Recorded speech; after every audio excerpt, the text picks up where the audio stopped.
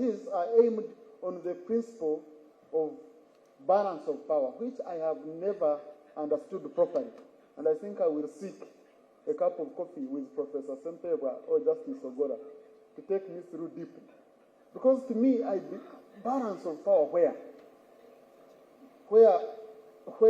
one head of the institution appoints others, and you say there is a balance.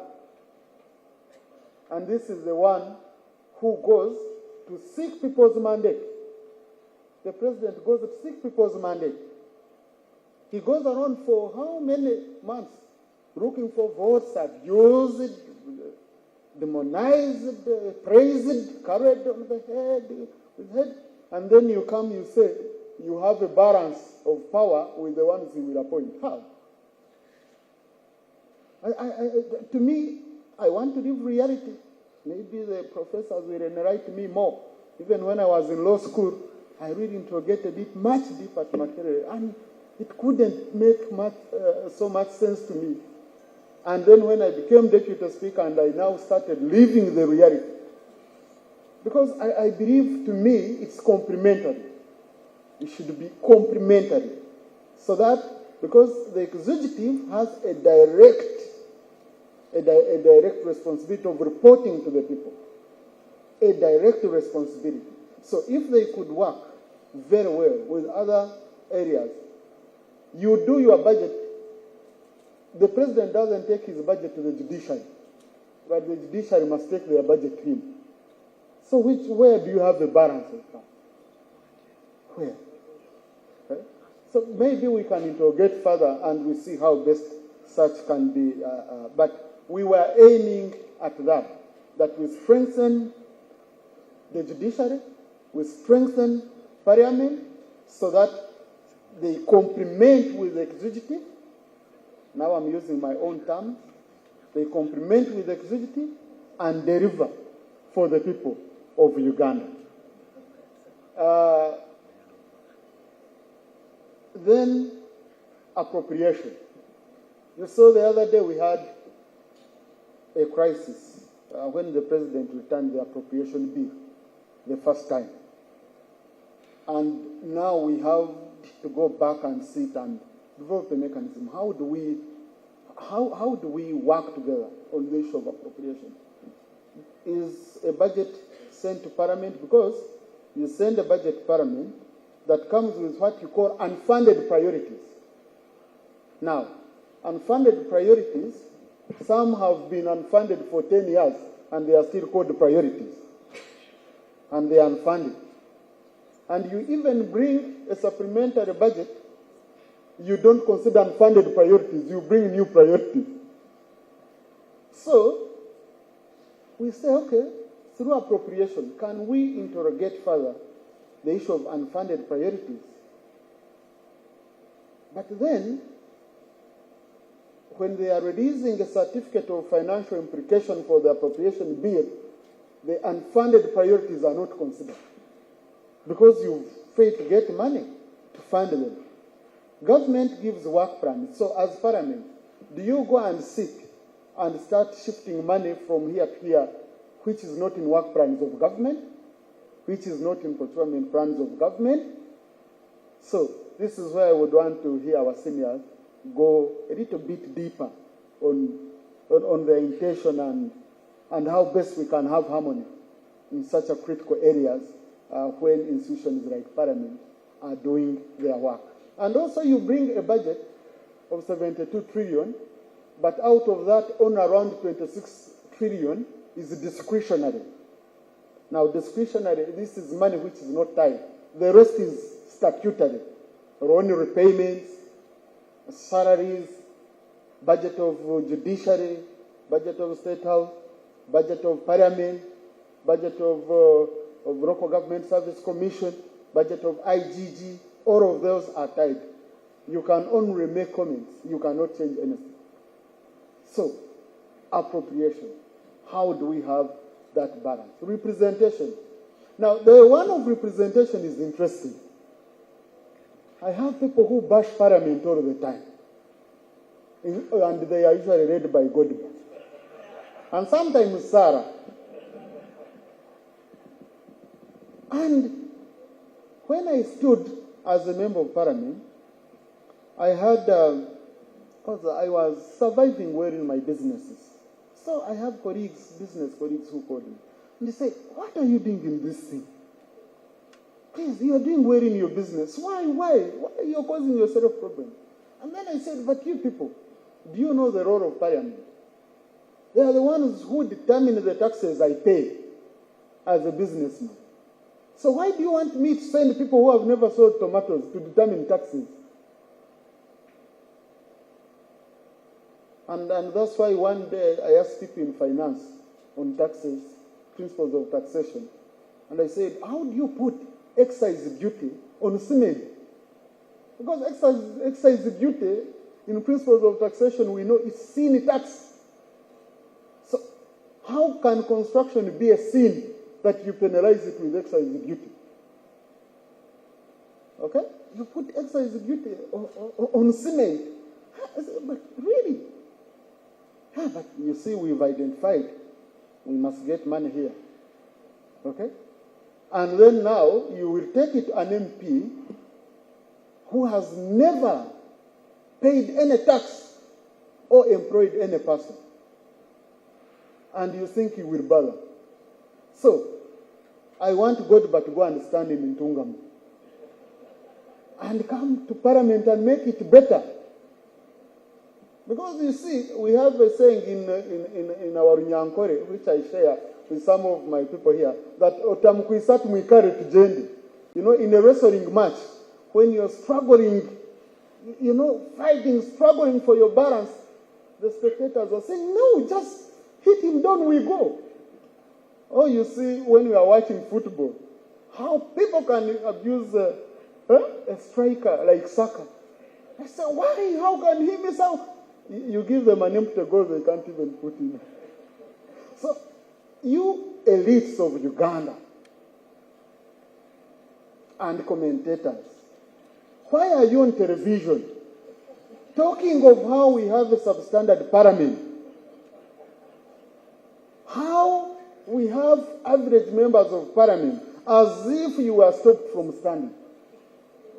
Who has stopped you? Why can't you come and make it better? Why? Come in. Go to the village, look for those votes. You'll see what it takes. Because society will get leaders it deserves. You don't stand, but you're ready to assess whoever stood and passed through. And then after you say, I'm better. But you come in the arena and you see what it takes. So I believe I want to encourage elites and the well-educated and the wealthy and the businessmen. I see in America, I see where billionaires are going to parliament.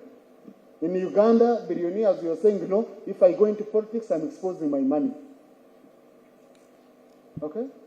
So how are you going to protect it if you can't come and give ideas on how you can protect that money? So on the issues of representation, I believe the Constitution did a wonderful thing. Each one of you has an opportunity. Please don't despise your representatives when you cannot go and challenge them.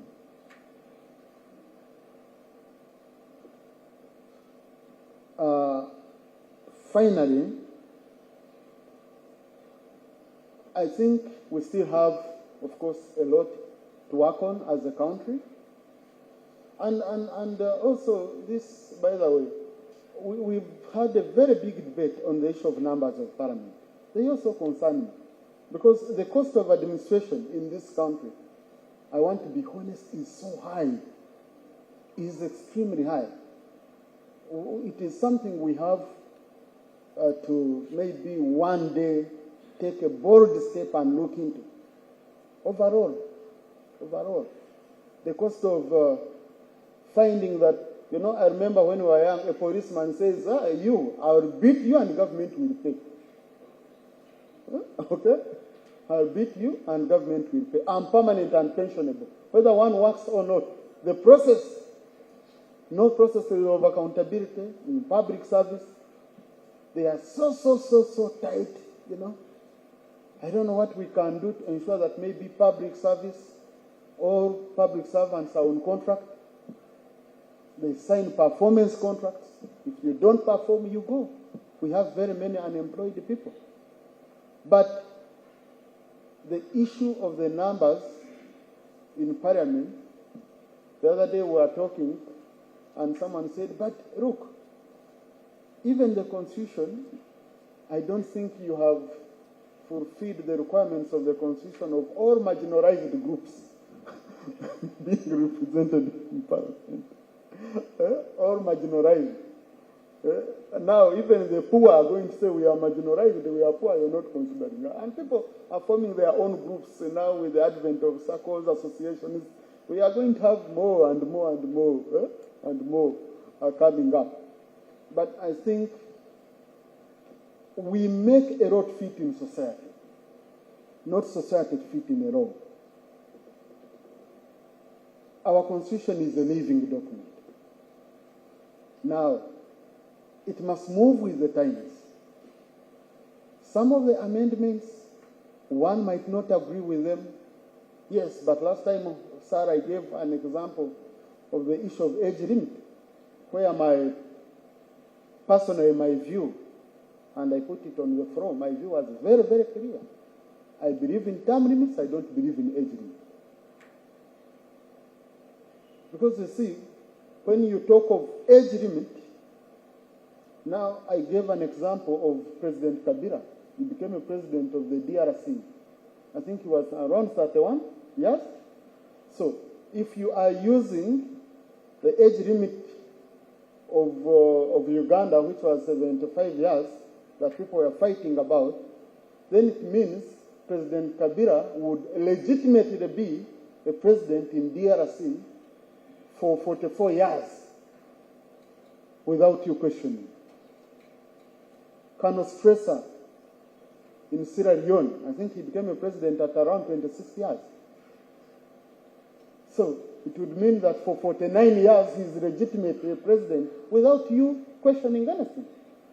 So that's why some of us believe that, well, some of the amendments, I wasn't there when they amended the Constitution to remove term limits. I've read the arguments. Some are interesting, some I don't know. I was there for age limit, and I supported age limit amendment. And up to now, even if we had to argue like how long, I would stand by that. That I believe in term limits, I don't believe in age limit. So we still have gaps that we have to work on. The issue of the 2/3 gender rule, it is something which we have not yet fully addressed, but I believe compared to the rest of Africa and the rest of the world, we are making very, very good progress, and very many other issues to do with governance, which I believe a constitution being a living document, we shall slowly look into them. I've been telling people, when you come and say 30 years of implementing the 1995 Constitution, I said, wait a minute. The 1995 Constitution stopped before 10 years, you know? And I can prove this because the 1995 Constitution the commission was chaired by Justice Odoki. That constitution you call Odoki Commission, down the road, there was the Tayebwa Review Commission. You forget that, you Ugandans. Before 10 years even, I think, there was the Uganda the Constitutional Review Commission, chaired by Professor Tayebwa, who was one of the members of the original commission. And what did he do? He saw all these things as he chaired, and he came out with a minority report. Thank him. You clap. You people, you know, you don't know. Because he realized, he said, no, our constitution which was popularly made, you people. This was the first time Ugandans sat together and they said, yes, colonialism is gone. Those constitutions made by those people are gone. This is the moment, this is the time we Ugandans are sitting here to recreate our Uganda, because the other one was cut like this, and we were building a foundation on which to build the new Uganda. And move on. That's why the expectations. If you look at the principles, I have noted them down, but I don't know where I put my notebook. Senior age is coming in. But the principles, Sarah, you know them in our preamble, the principles upon which the new constitution were based, and we are seeing a new Uganda. And we elected, and Ugandans talked, and this is what we want, this is where we want to go. And the CA put this, yes, this is it. And then we went very happy and held elections in 1996, you know, to put the President Museveni in official power. Because the other 10 years, he had taken over government and overthrown constitutions. So he was able to make sure that we make a constitution. At the 1996 elections, the first elections within the constitution, to start implementing the constitution, and I want to thank the Lord that I was also there. And that time, election violence, no. Rigging, no. Bribe, no. All those things were not there. And so we start implementing our constitution. Before 9 years or what? This constitution is critically injured. What do you call it? When they cut your leg? Amputated. Thank you very much. That constitution, by 10 years, it was amputated by removing crucial thing that Ugandans were concerned about.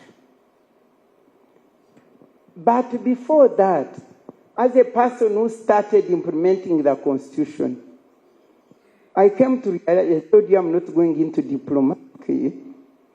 I came to realize that leadership seemed not to have understood constitutionalism. You know, wanting a constitution.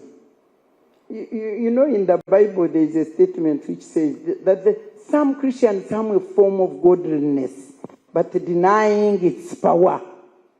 So now, in this country, the leadership wanted a constitution, but denying its power.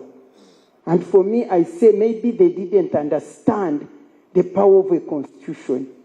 They thought that a constitution is a mere paper. And I personally had our president telling us, constitution is a mere paper. And that's what President Obote had also said. But a constitution is a mere paper.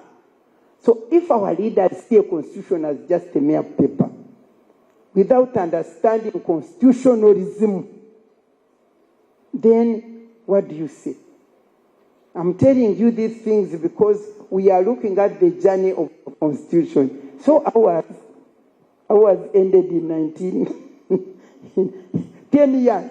Then after that, the Constitutional Review Commission, which came now and cut the leg and this facilitated or disabled and disabled the constitution to work. You see, started limping. And that's when things began. But it was brought by the realization that the principle of separation of powers affects or disturbs the executive. Because it was very clear, I don't know whether any of you, Sarah, you remember that case of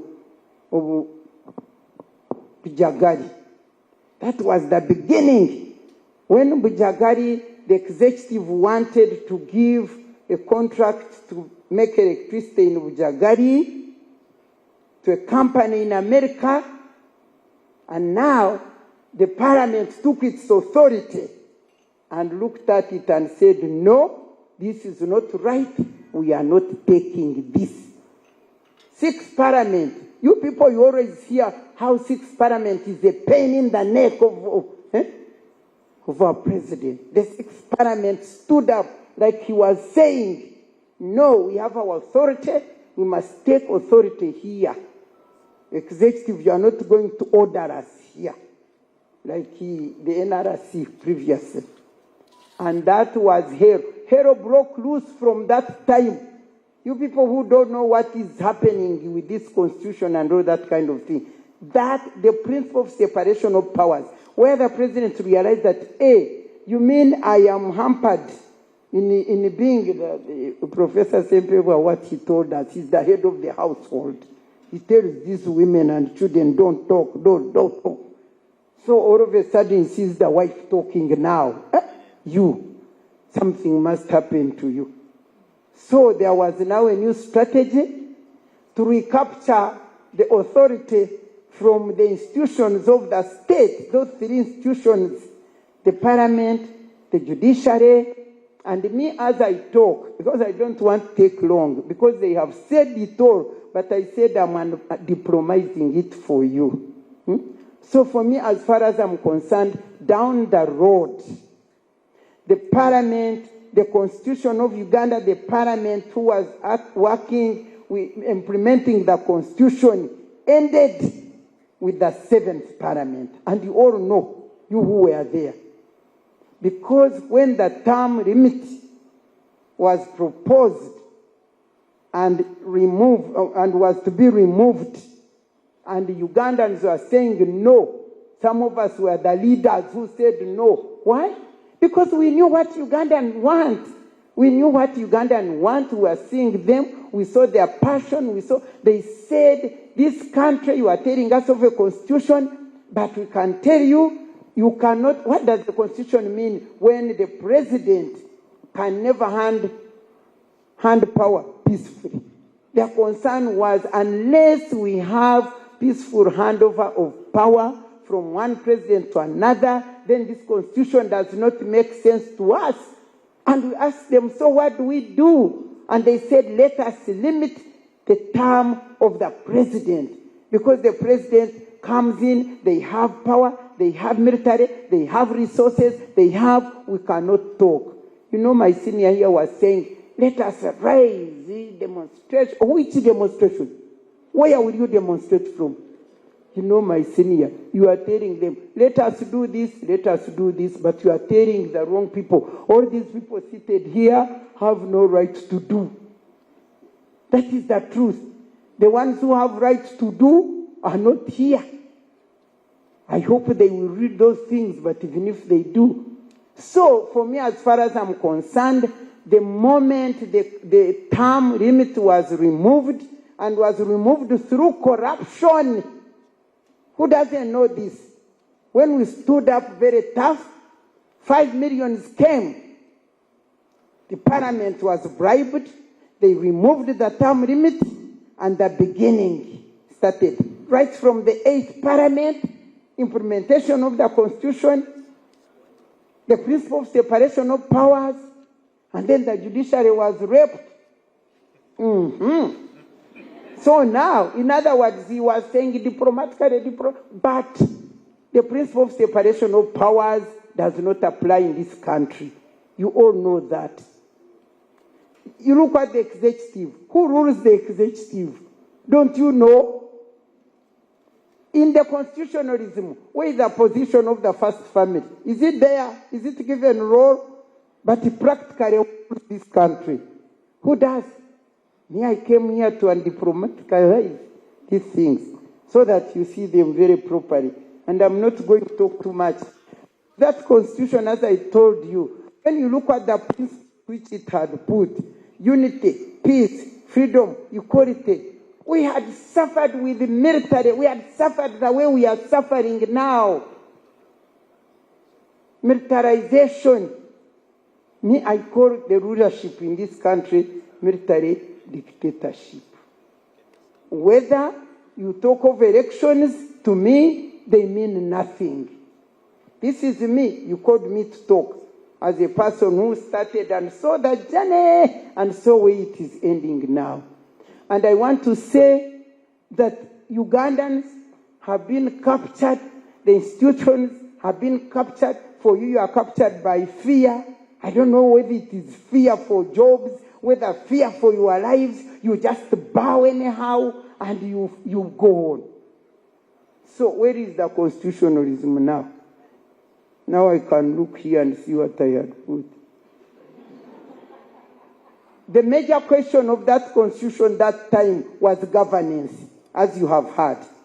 Handing of power peacefully from one president to another. It is now 40 years. No peaceful handover of power from one president to another. What independence is that? Me, I'm asking. Independence? Where Ugandans cannot decide, where the civil society, civic space is captured. Some of us are chased everywhere we go to try to do. You remember Sedu, which was looking over the elections and so on, and when I became a chair, it was closed completely so that he doesn't talk, but I continue talking because that is the talent I got. You remember when they gave talent? I've got to account for my talent when I go to heaven. And so, central, and I should finish, then we'll debate. Central to the problem of governance in this country, which leads to violation of our constitution and forgetting what? Constitutionalism is what drives people into leadership in this country, especially the political leadership. What should drive people into leadership should be people. You should be self-centered. You should be people-centered and service-oriented. You go to positions of power, to get power, to use it, to serve your people and your nation. That is the leadership I knew. That is the leadership for which we are getting these awards. That one. But the current leadership, right down the road as it moves, has been overtaken by self-centeredness and power-oriented. People want power to use it for their self-interests. So, with that kind of thing, what constitutionalism are you talking about? Central to the constitution were human rights. Human rights was very central. You can imagine the violation of human rights in this country. High. People are suffering. Then come greed. Have you ever, the other day I was saying, but surely I think our land is cursed because greed for land, torturing, oppressing. You ended with that statement, the animal farm, where those people who came to deliver us and we embraced, they have really oppressed, exploited, manipulated, that people are crying. Our guest of honor, Chief Speaker. People are crying for you, you live in your country, but people are suffering, people are crying, the oppressed, the poor. The gap between the rich and the poor is just too much. If you are poor, no treatment. The members of parliament, the ministers, they fly them away for treatment. For you, you die there suffering. Yes, relative stability, you said, yes, they are sleeping. But are they sleeping in peace or in pain? Really? This is serious. Now, I think I have said that fear, self-centeredness, and no constitutionalism, but constitution. Some form of godliness without respecting its power. One thing that our guest speaker said, which came into my mind, the second one, not Professor, I won't quote your words, but they are there. I wish you could read them for us. But he said that something in this country is glooming. Those are my words. And unless it is halted or dealt with, we are in to see a full bust. I said, hey, kumbe the guest knows our things. Because for sure, all of you know whatever is going on, even with the elections. By the way, have you ever seen the parliament is not sitting? Why? Because the speaker is accompanying the president in the campaign. You people, where is the democracy? Where is constitutionalism? Where is it? I must finish here, and then you will challenge me, and then we shall see how we move. But let me conclude by saying this. Many people condemn us. I'm sure Professor also knows. But for him, he could have stopped that commission. But for us who went to see and made the constitution, we are being accused. It is our fault. We are the people who gave the president the centralized power that he must do anything he wants. I want to tell you today, having been given this opportunity, that that's a lie. The president abuses power. We gave him the right power. We looked at Uganda, we said, you know, the president is answerable for anything that goes wrong or right. And so since he's answerable, once a president is elected, we should give him peace. I mean some way to nominate those people whom he thinks can work with him to lead this country. We said he should have that right to nominate. But we said, since Parliament represents us as people, and since power belongs to the people, as we said in the Constitution, and we have given this power which belongs to us, to the members of Parliament and to the President, to lead us. Now let the President, who will be answerable finally, have the authority and power to nominate the people he wants to work with. Whether cabinet, whether judges, whether what, government parastatals, let him nominate, but subject his nomination to the Parliament, which represents us, so that the Parliament had the power and authority to reject or endorse. And when I was in that Parliament, which I called the Parliament, not this. Yes, we would decide. You know, when we decided, he made sure he fought us, and we got out and he captured the Parliament. But we would decide, we censured even ministers. We censured them. We would refuse to endorse an appointment. But now, even when the Parliament censures the minister stays there working. Can you imagine a minister, you censured the minister, he's supposed to go. And now he appears before you. And now he has a budget, and you give it. How do you see her? Why don't you throw her out? But does the Parliament do that? It has been demeaned. It has been made powerless. It has been like you bow down to this holy person up there, and we are just done. Otherwise, the Parliament is the one supposed to endorse or reject. It handed over its power. It surrendered itself.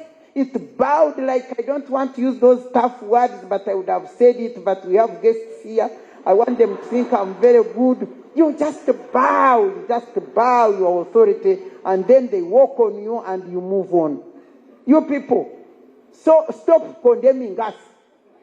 The man has no absolute power. He only abuses power. He violates the Constitution, and then the rest say yes, and it is your fault.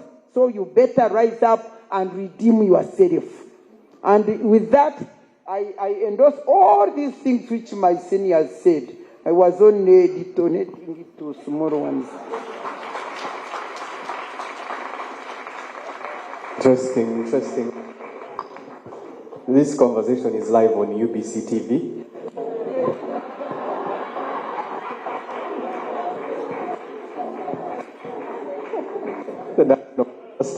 Thank you. Another round of Dr. Watende.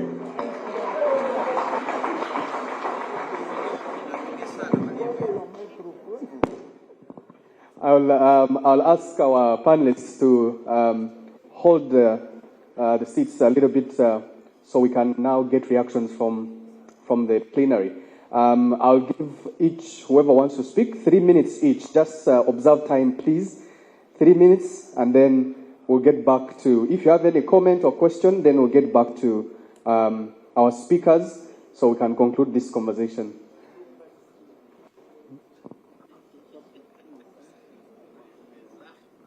Three minutes for everyone who's... Yes, thank you.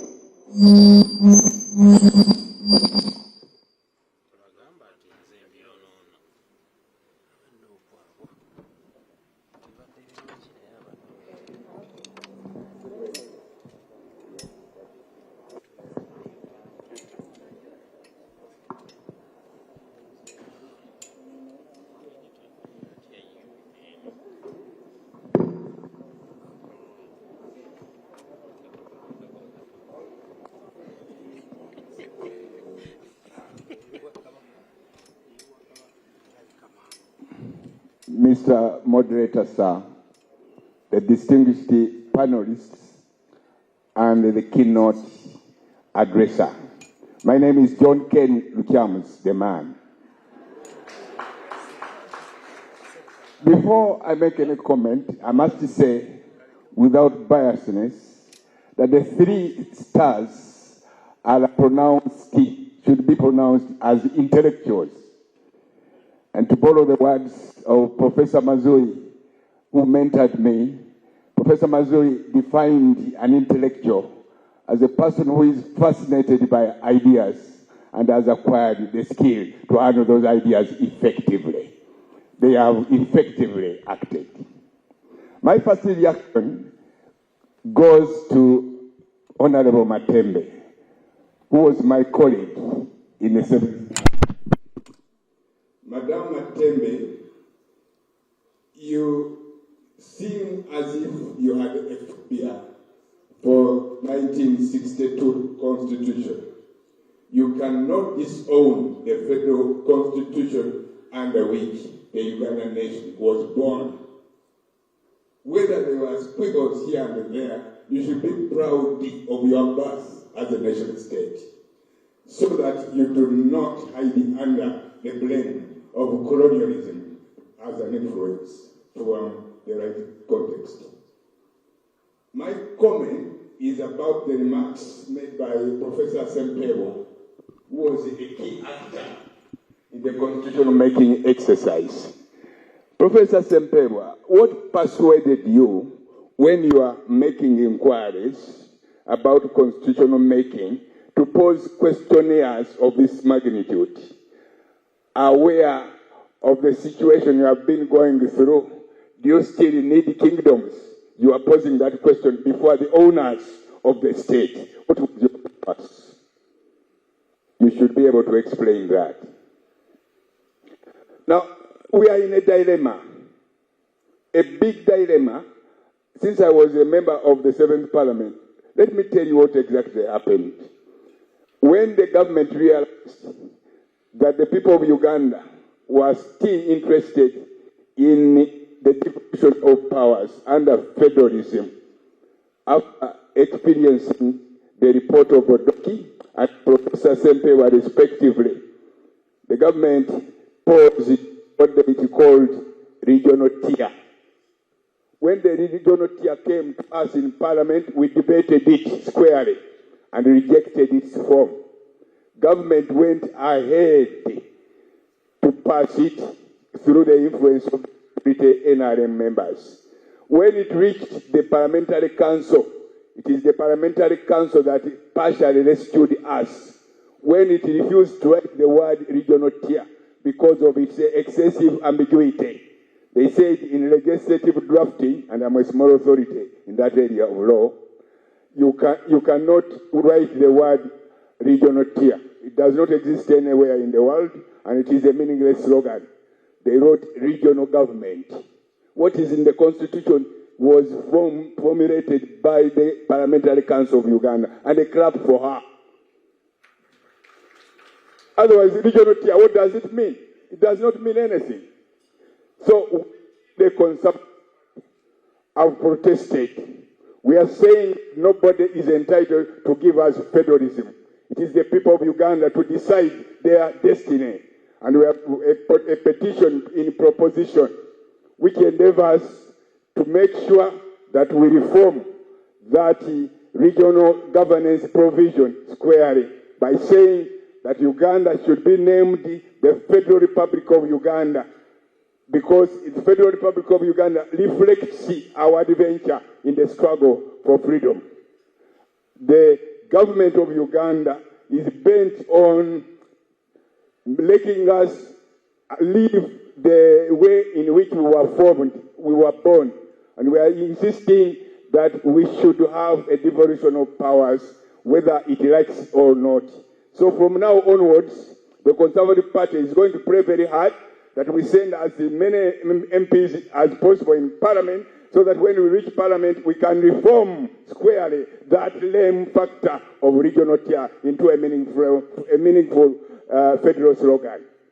What are we saying? The time is now to warn President Museveni that enough is enough.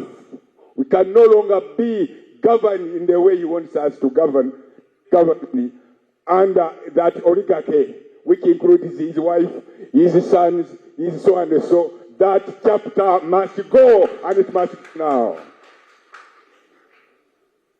So the political parties now in the field, we are looked at as if we are underdogs, as if we are non-government organizations. We cannot talk.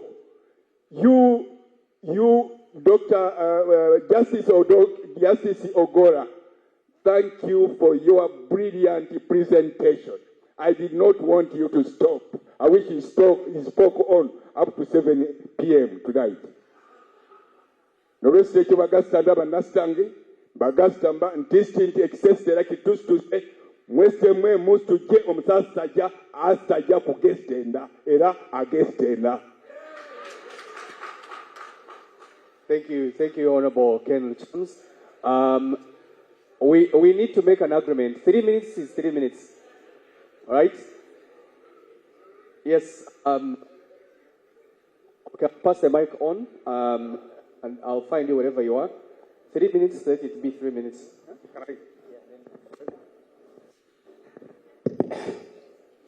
Yeah, thanks very much. Our presenters, Godbert Mshabe are my names. I am the chairman of the board of CCG, and I do a couple of other things.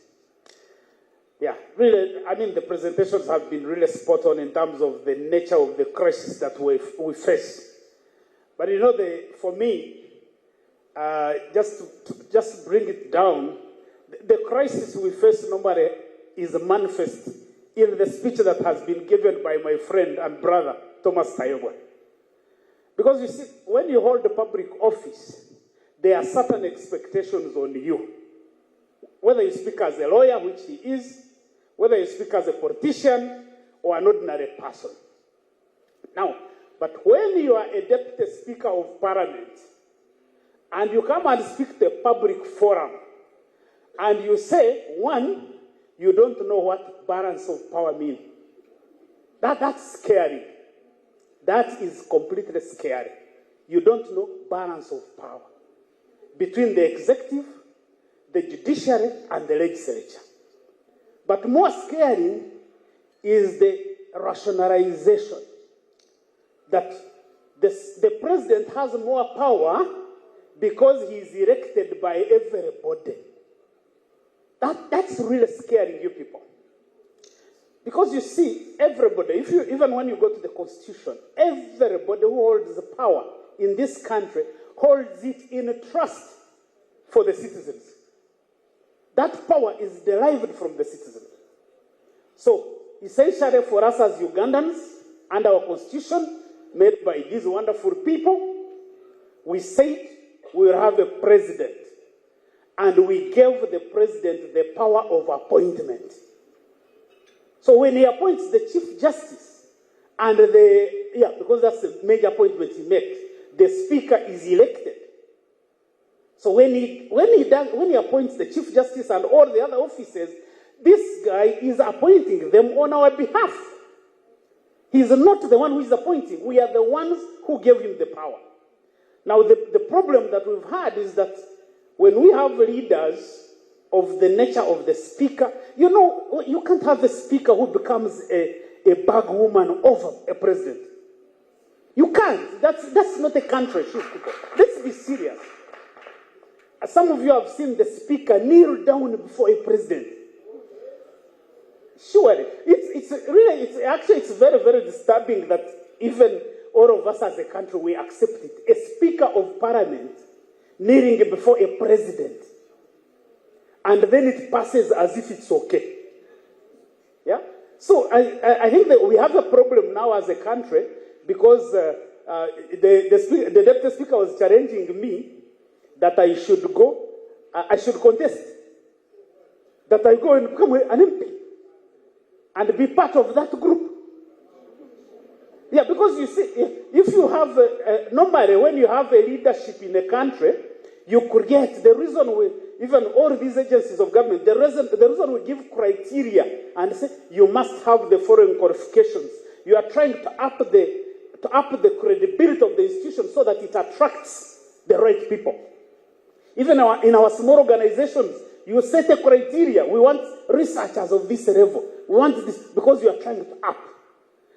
Now, when you have a government that lowers the qualities and the specifications of these people, then you basically exclude those who think are very serious. I actually believe, to be honest, with all due respect, I don't think that if you are a serious Ugandan, you are aspiring to join that parliament. We have to be working to change that parliament so that we have the right people there. So I think that's the major issue that we have to deal with, that you have to be able to change the parliament. We change it. And by any means, by the way, Professor Tayebwa and Miria, you did a wonderful job that when the constitution is overthrown, I'm going to wind up in just a few seconds. When the constitution is overthrown, we are supposed to use any means to be able to defend that constitution. Because the 1995 constitution was overthrown. It was overthrown in 2005, and whatever remained was removed in 2017. Let me conclude by the point on age limits. Because the speaker will come and say, me, I'm for age limits, I'm for term limits, but I don't want age limits. No, but it doesn't take rocket science to know that these wise men and women who wrote that document were creating safeguards. It's not an either or. There's a safeguard of term limits. So if you are a young person like Kavera that he used, then we know you are only spending 2 terms. But there's also a safeguard of age limit which is separate and distinct from term limits. So if you are not a man like me, you know that if you are at 70, you know you can rule only for 1 term. So it's as simple as that. Does that take rocket science? Now, I find it frightening when someone like Speaker Tayebwa and other high-profile people come and talk to Ugandans in that sense. You guys, we have a problem. We just need to be brutally honest with ourselves that we have to change the problem because the problem is there. Thank you very much for listening to me. Thank you very much. My name is Mike Awoneka from Walezi wa Katiba, Guardians of the Constitution. The 2 things for me. My Lord Justice Ogola, you asked us as Ugandans to defend our Constitution. And I'm asking, how else are we going to do it? We have gone to court. We have filed petitions. The streets, we no longer have spaces. All the playgrounds, all the spaces are taken over by the military. Cannot even go to the people in Makerere cannot even protest in the Freedom Square about school, about tuition. Where else can we go? What can we do to defend our Constitution? Lastly, the Constitution for the last 30 years has only been translated into 15 languages out of the 45 that it's supposed to. Civics and political education were banned from school. No one knows about the Constitution.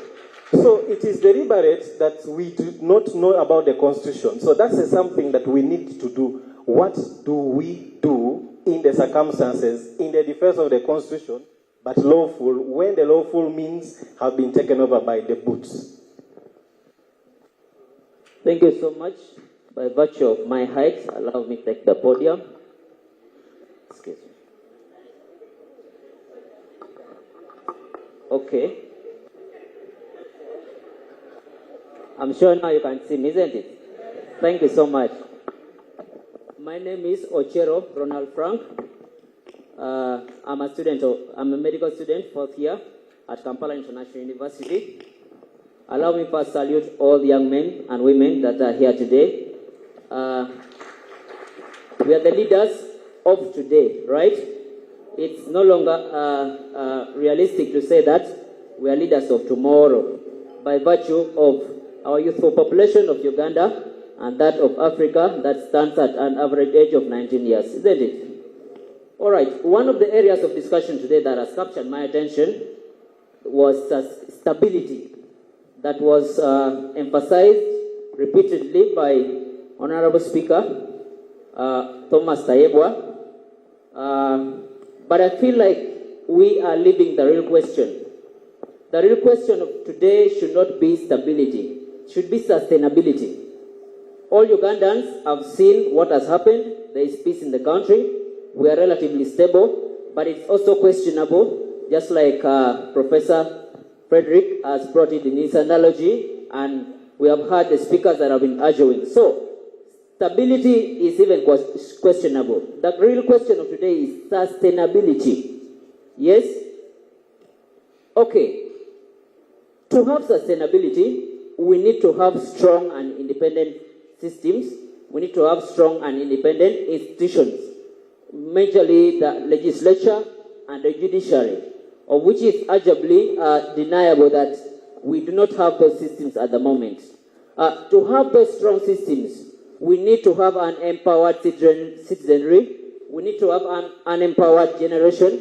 It is these empowered people that build strong systems. It is the strong system then that go ahead to bring about sustainability and to hold our democracy. We can go about blaming the government of today, and we can do that for years and years. As long as we do not go back to empower the generations, that these generations are going to build these strong systems, that the systems are now going to hold government accountable. Yes, our judiciary is down, our legislature is down, and that is what those in power ride on to bring about unconstitutionalism and lack of rule of law. So I would like to thank Dr. Sarah and the panelists of today that are trying to bring this discussion down to young people. It is these empowered young people that are going to rise up and build these institutions that is going to now bring about what we want, the democracy and the rule of law. Thank you. Thank you so much. Thank you. Let's just have 2-3 comments. We'll get to our speakers and we'll come back for another round. My name is Egesa Ronald Leonard. I am a civically active Ugandan. And I'd like to appreciate the panelists for this morning session. I was about just around 10, 11 years old when the Constitution was promulgated in 1995. As a young person who loved current affairs, my hopes were in the sky. I looked at this as the best plan for Ugandans to govern ourselves into the future. And I identified one enemy that the Constitution had taken out. The enemy was military men. So that was the enemy I identified at the time. But like they say in the military, the best plans fail at the first contact with the enemy. So the enemy, the first contact with the enemy came in 2005. Because we had a very smooth ride. I remember the wins by Dr. James Ranyarare, the late Paul Kawanga Semogerere in the Constitution and Supreme Court. They kept on showing us that we seem to be on the right path and the needle is moving one step at a time. And as young people, we had a lot of hope. Now, first contact with the enemy, 2005, term limits out. a military man had successfully emasculated the other arm of government, the legislature. The Black Mamba was the beginning of emasculation of the other arm of government, the judiciary. The rest is history. Now, my question to you, distinguished panelists. We have distinguished practitioners and jurists, and we have a distinguished former legislator. Can we stop speaking in tongues and tell Ugandans the alternative means they can use to redeem the Constitution? Because the judiciary and the legislature have been emasculated by the head of the executive. So can we speak a language that Ugandans will understand? What options do we have? What can we do to redeem constitutionalism for this country? Thank you very much. Thank you. More comments? Thank you very much. I'm going to raise a concern. You've picked so many men to speak. You don't look behind. My hand was the first up to comment. But unfortunately, the microphone was handed over to Honorable Luchamzi. I guess he's a bigger man, so you had to give him the audience. Anyway, my name is Yvonne Mpambara. I'm a social justice lawyer. Have you switched off my microphone? Oh. I was among the only 3 women that submitted forms and expressed interest to run for presidency and remove Museveni. I have a comment and questions on the design of the Constitution. I know you don't want to take blame, but your great, brilliant minds that sat down to draft the Ugandan Constitution from 1995. From the very onset of the design of this Constitution, especially when we look at the separation of powers, what was in the minds of the drafters when they looked at the power they were giving the president in the Constitution to appoint all the different positions that we have in the Constitution, the Electoral Commission, the IGG, the Human Rights Commission, the judiciary? What was running through the minds of the drafters on the independence of the other parts or organs of governance? If one man, okay, I'll call him a man because right now he's the one leading this country, had the power to appoint them, how will a judicial officer like a justice wake up one day and say, I'm going to impeach Museveni who appointed me into the role I'm in? How would it have worked? I would love to hear how you were thinking about that, how the independence of these organs would have performed if the power was already in one man. Do we feel it was utopian for us to design our constitution that way? For parliament, it makes sense, but the executive in the constitution seems to have had a flaw. Secondly, you can't blame these people for getting power to amend the constitution as they want. If they're calling it a mere paper, it's because it has become a mere paper. If Museveni wakes up today and I've annoyed him and he says, I'm going to put a clause, a new article in the constitution that bars Yvonne from running for presidency, it's because he's been given the power to do so. Who do we blame? That's a discussion for another day. But should we then, and this is a question I'm going to pose, should we amend the clause on amendment in the Constitution and restrict it to a certain level of review that does not give power for most of these power-hungry people to just wake up and get angry and draft and redraft and amputate, like Honorable Dr. Miriam was saying, and amputate the Constitution as they will or based off emotion? Thirdly and lastly, sorry, I don't want to talk too much. I think I talked about the utopian nature of this Constitution. Was it a genuine draft or document that was meant for Uganda, or we drafted it from what the colonial masters had left behind and just placed something in Uganda to try and work on? Is it realistic? Is it actually a living document? Are we genuinely saying that the Constitution that we have is a living document that can work in Uganda? Thank you. Thank you to the panelists. I'm Elizabeth Abasa from Richard, Uganda. My question is very simple and precise. as the young people, as the youth, the current surge is on us. We really agree we have a very key role to play. But when you look at the job market, when you look at the current scenarios where everything has been commercialized and most of us are disparate because we want the money and we also want a better country, what advice would you give us that as we are struggling and looking at the sieve of changing our country, and we are also looking at the commercialization of the jobs and also the interest in the jobs, what best advice would you give us to strike a balance so that we can be able to attain both and we are in a very good economic country? Thank you. Thank you very much for the opportunity. My name is Sheila Amanio, a National Unity Platform member. And mine is a message of hope. There was a gentleman who said, what do we do? Where do we go from here? And I'm here to say that NUP is the solution. For those who dared to listen to our manifesto, the day we were nominated, we had a manifesto, our NUP manifesto being read out in local district. And one of our first priority issue is to restore constitutional order. NUP will restore presidential term limits and age limits as originally enshrined in the 1995 Constitution.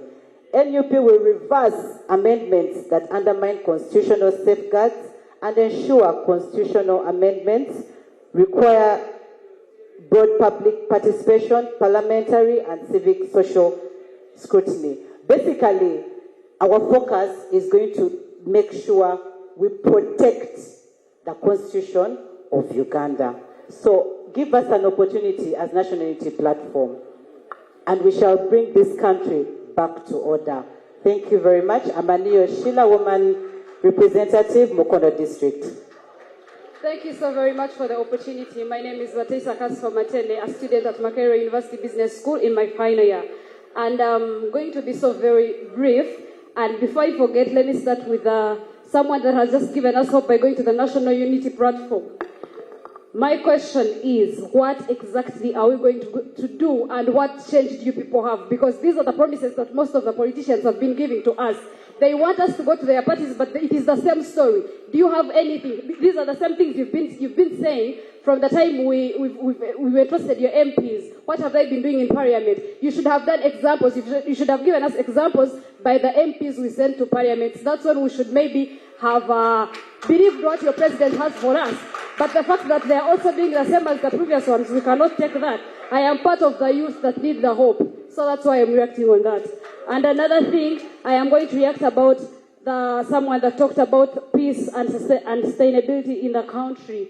And my question is, what do we consider as peace? Or where is the peace? People think that peace is all about them not having a war in the country. But that's not what all peace is all about. What is peace when I do not know what I'm going to do with my degree after the 3 years in university? What is peace when I do not know what I'm going to do with all the money that my parents have spent in me and I will be on the streets looking for a job like I never went to school? We've seen so many youth on the streets struggling to make ends meet, and these people went to school. They did not just go to school, but they also performed very well. But they have nowhere else to go. And you come and peace to the country without providing a solution for them. Really? Is that what we want to call peace? Of course not.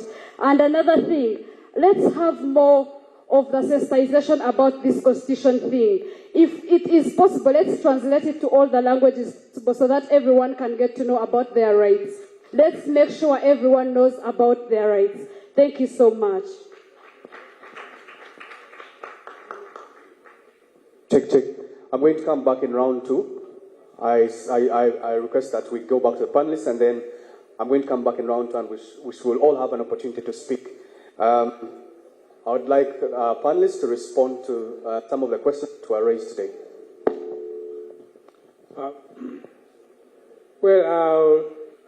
Am I heard? Question was raised by my friend Ken Richamzi, but I think, and he talked more about it, but I think he didn't elaborate the greater issue, which is normally summed up in the Buganda question. Many of our young generation are not caught up in this, but it still lingers on. The short history of it is that people like him and me were brought up by Uganda. This thanks to colonial policy of divide and rule. Buganda was separated from Uganda and given special treatment. So we grew up with those sentiments. For me, I never knew there was a Uganda until around maybe 1961, when there were discussions for independence and so on. Otherwise, everything that mattered came from a Uganda government, Kabaka's government. Is that not so? So, when we started collecting views, there was this talk about federal, which you should distinguish from federalism.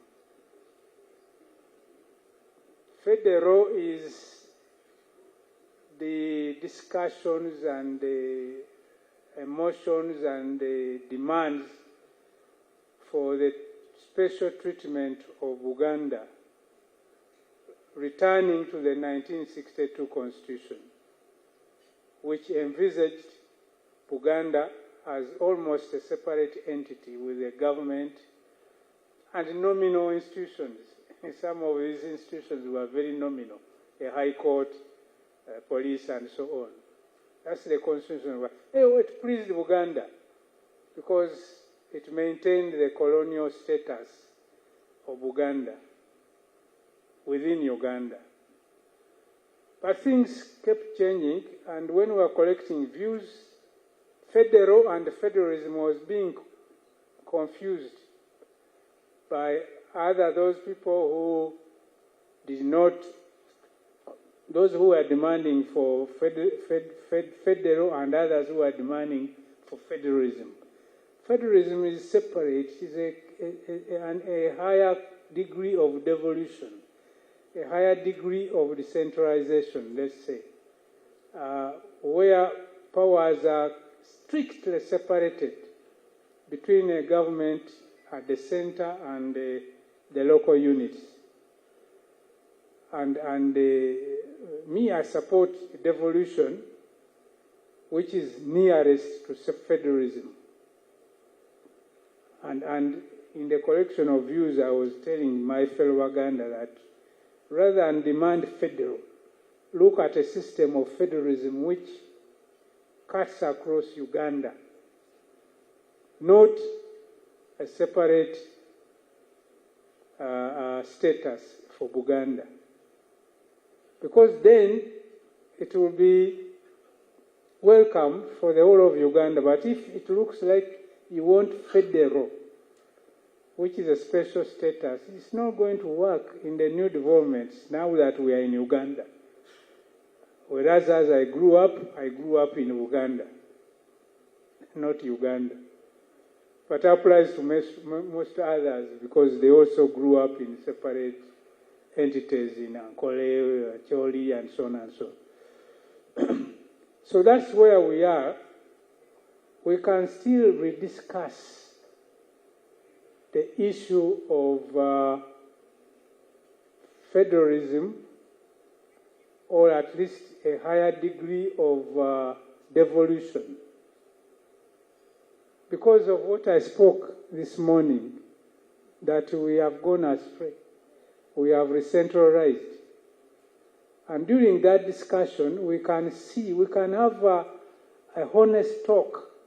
Because some of these things we are hiding. When you want to talk openly, you fear that you'll be called sectarian and we are cowed. There are people who, when you listen, they are talking, but you see, there is a certain ethnic domination in this country, but they speak quietly. But that is going to cause fire, you know. So these are matters we need to have a separate, a new conversation about, and say we are now aspiring to be Uganda. We have so far failed to be a Uganda. Let's see how we can live together. You know, it is surprising. When we overthrew Idi Amin here, there were a lot of expectations, and we speak some languages. We must detribalize the army, because this had happened before. The army had been dominated by people in the north, Acholis and Langis, and that was terrible. Then Amin came up and slaughtered the Acholis and Langis, and they packed the army with the people from Koboko and Sudan and so on. And we thought all this should go. Now we are quiet. We talk quietly and see is somewhere.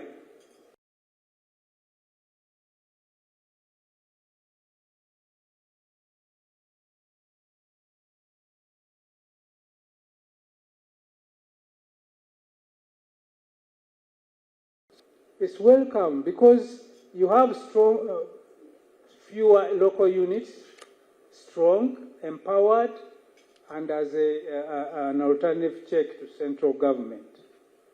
It's welcome. What is in doubt is federal.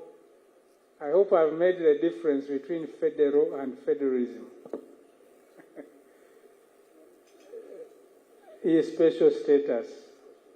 Yeah. Now I am happy that a young lady there has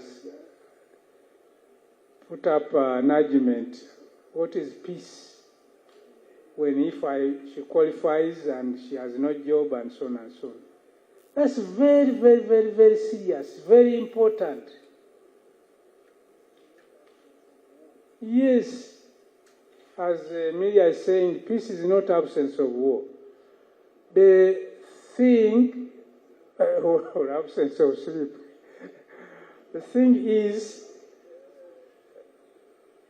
there is what we call human development, overall human development.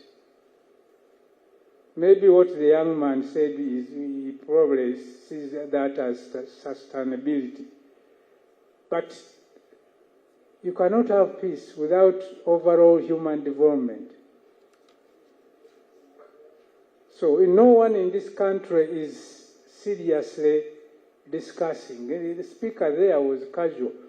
The parliament should discuss development and cross-check with the executive. Where are we going as far as human development is concerned? What are matters of population, of what we are going to do with the unemployment, and so on. These are all contributors to what you call stability. And they are basic. The letter of the law, the Constitution, depends on these basics. And therefore, this is why you see that we have governments that lack legitimacy, because they have neglected the human development. If you get lopsided projects like PDM, which is giving money to a few individuals, how can you develop through gifts? You cannot. So you give me the gift when my children are hungry. I have have to buy this and that, to pay school fees. Yes, there's no mechanism for collecting these gifts back in terms of indebtedness and so on and so on. This is not development.